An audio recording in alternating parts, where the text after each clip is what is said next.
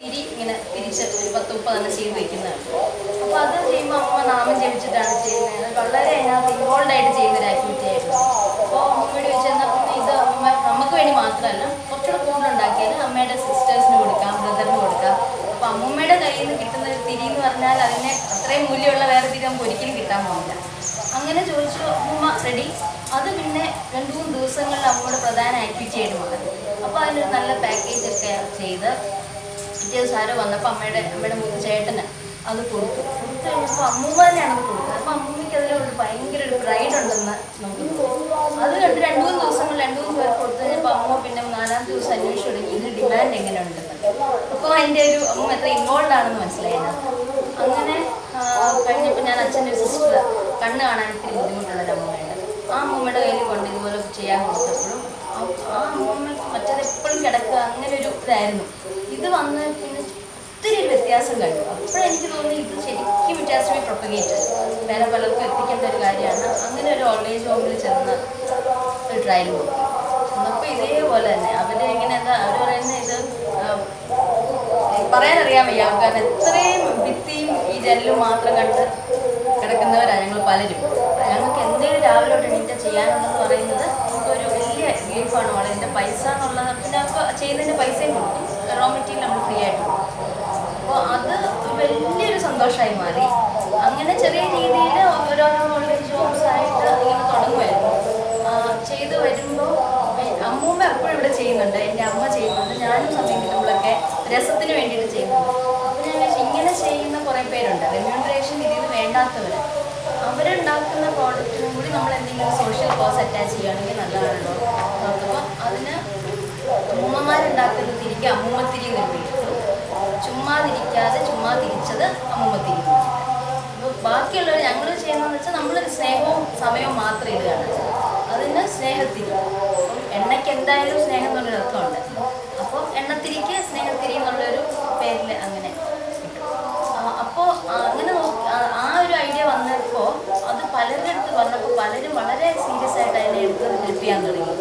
അങ്ങനെ അവരുടെ ഇതിന് കിട്ടുന്ന പൈസ സ്വരൂപിച്ച് നമ്മൾ ക്യാൻസർ പേഷ്യൻസ് അങ്ങനെയുള്ളവർക്ക് കൊടുക്കാൻ വേണ്ടിയിട്ട് അങ്ങനെയൊക്കെ ഒരു തീരുമാനമായി. വളരെ ചെറിയ രീതിയിൽ തുടങ്ങി വരികയായിരുന്നു. അപ്പോൾ ഈ ഒരു ഐഡിയ ഞാൻ വെറുതെ ആസ് യൂഷ്വൽ എപ്പോഴത്തെയും പോലെ VDCയുടെ അടുത്തൊന്നും കൊണ്ട് കൊടുത്തത് എന്തെങ്കിലും ഒരു ഹെൽപ്പ് അവിടെ നിന്ന് കിട്ടുന്ന ഉറപ്പുണ്ടായിരുന്നു. ഒരു ഐഡിയ വരും. അപ്പം തന്നെ അദ്ദേഹം പറഞ്ഞു ഇപ്പോൾ കർക്കിടക മാസത്തിൽ വരുന്ന രാമായണത്തിൻ്റെ 10,000 കോപ്പി ഓരോന്നിലും നമ്മളിത് വയ്ക്കാം. ഒരു കവർ ഒരു മാസത്തെ തിരികെ കൊടുക്കാം. അങ്ങനെ ഈ സോഷ്യൽ കോസ്റ്റ് ഞങ്ങൾ പാർട്ട്ണറാകും. അത് കേട്ടപ്പോഴത്തേക്കും പിന്നെ ഒത്തിരി സ്ഥലങ്ങളിൽ തിരുവനന്തപുരത്ത് ഒരു യൂണിറ്റിനെ വേഗം എൻ്റെ കസിൻസ് അവർ ശരിയാക്കി. തൃപ്പൂണിത്തുറയിലൊരു ഗ്രൂപ്പ് കുറേ നമ്മൾക്ക് ഇഷ്ടമുള്ള കുറേ സഹൃദയർ അവർ എല്ലാം കൂടി ചേർന്ന് അവസാനം പിന്നെ ഇൻഫോ പാർക്കിലെ റാപ്പിഡ് വാല്യൂ എന്ന് പറഞ്ഞിട്ട് പേരിട്ട് റാപ്പിഡ് വാല്യൂ എന്ന് പറഞ്ഞിട്ടുള്ള IT പാർക്കിലെ IT ഫേം അവർ 130 സ്റ്റാഫ് എല്ലാം ചെറുപ്പക്കാരാമ്പിള്ളേരും ഒക്കെ അവരിത് കേട്ടപ്പോൾ തന്നെ ഇതിനകത്ത് റെഡിയായി. ഒരു 3/4 മണിക്കൂറോളം അത് ചെയ്ത് 10,000 തിരി ശരിയാക്കി ചെയ്തു തന്നു. അപ്പോൾ അതൊക്കെ എനിക്ക് അതിൻ്റെ ആ ബൾക്കിലേക്ക് ഒത്തിരി ഹെൽപ്പ് ചെയ്തതാണ്, ക്വാണ്ടിറ്റി ശരിയാവാൻ വേണ്ടിയിട്ട്. പിന്നെ ഇത് ആദ്യമൊക്കെ മാർക്കറ്റ് ചെയ്തിരുന്നത് യജ്ഞങ്ങൾ വഴി ആണ്. അവിടുത്തെ ആചാര്യൻ്റെ അടുത്ത് പറയും, സന്ദീപ് ചൈതന്യ, അദ്ദേഹം നല്ലതായിട്ട് ഇത് ഹെൽപ്പ് ചെയ്തു. ഇപ്പം ഈ കിട്ടിയ ഇതിനകത്തുനിന്ന് ശരിക്കും ഒരു 75,000 രൂപ നമുക്ക് RCCയിലേക്ക് കൊടുക്കാനുള്ളൊരു പൈസ ഇപ്പം ആയിട്ടുണ്ട്. പിന്നെ അതുപോലെ എന്താ ഭഗവാന്റെ ഹെൽപ്പ് ഇങ്ങനെ കണ്ടിന്യൂ ചെയ്തുകൊണ്ടിരിക്കുന്നു. ആദ്യം ഒരു ചീത്ത പൂവിലാണ് കിട്ടിയിരുന്നത് ഇവിടുത്തെ ലോക്കലായിട്ട്. അതിന് തിരുവനന്തപുരത്ത് നിന്നൊരു വല്യമ്മ മേടിച്ചു തന്നത് ഒത്തിരി നല്ലൊരു പൂവിൽ. അപ്പോൾ കുറേ കൂടെ എളുപ്പമായി നമുക്കിത് ചെയ്യാനായിട്ട്.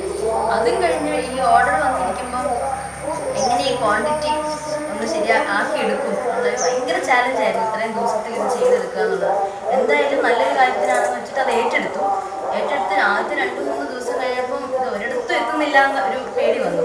അപ്പോൾ ആണ് എൻ്റെ ഒരു പഴയ ഒരു സർഗാലയിൽ ക്രാഫ്റ്റ് വില്ലേജിലുള്ള ഒരു ആർട്ടിസ്റ്റ് വിളിച്ചു. എന്തുണ്ട് മാഡം, കുറേ ദിവസമായല്ലോ, കുറേ വർഷങ്ങളായല്ലോ, എന്തൊക്കെ ഇപ്പോഴത്തെ ആക്ടിവിറ്റീസ് വെച്ച് വിളിച്ചപ്പോൾ യാദൃശ്ചികമായിട്ട് അമ്മൂമ്മത്തിരിയെ പറ്റി പറഞ്ഞു. അപ്പോൾ അദ്ദേഹം പറഞ്ഞു മാഡത്തിന് അതിൻ്റെ മെറ്റീരിയൽ വേണമെങ്കിൽ ഞാൻ 2 ദിവസം മുമ്പ് ഒരാൾ എന്നെ വിളിച്ചു, തുരിയുടെ നൂലുകൾ കിട്ടാനുണ്ട് ഇങ്ങനെ കയറായിട്ട് തന്നെ. അപ്പോൾ അത് വെറുതെ വെട്ടി ഇട്ടാൽ മതി, പാക്ക് ചെയ്താൽ മതി. അപ്പോൾ ഞാൻ പറഞ്ഞു ഇത് ആ ബിജു എന്ന് പറഞ്ഞ ആളല്ല സംസാരിക്കുന്നത്, ഭഗവാന്റെ ശബ്ദം ഭഗവാൻ വിളിച്ച പോലെ ഒരു കോളായിരുന്നു. അത്രയ്ക്ക് എന്നെ ഇതിനകത്ത് ഭഗവാൻ ദൈവത്തിൻ്റെ ഒരു പിന്തുണ ഇതിനകത്തുണ്ട്. അങ്ങനെ അത് ആ നൂലും കൂടെ കിട്ടിയത് കൊണ്ട് 2-3 ആഴ്ചയ്ക്കുള്ളിൽ 10,000 എണ്ണം ചെയ്ത് പാക്ക് ചെയ്ത് കൊടുക്കാൻ പറ്റി. ഇപ്പോൾ അത് മാർക്കറ്റിൽ ഇറങ്ങിയിട്ടുണ്ട്.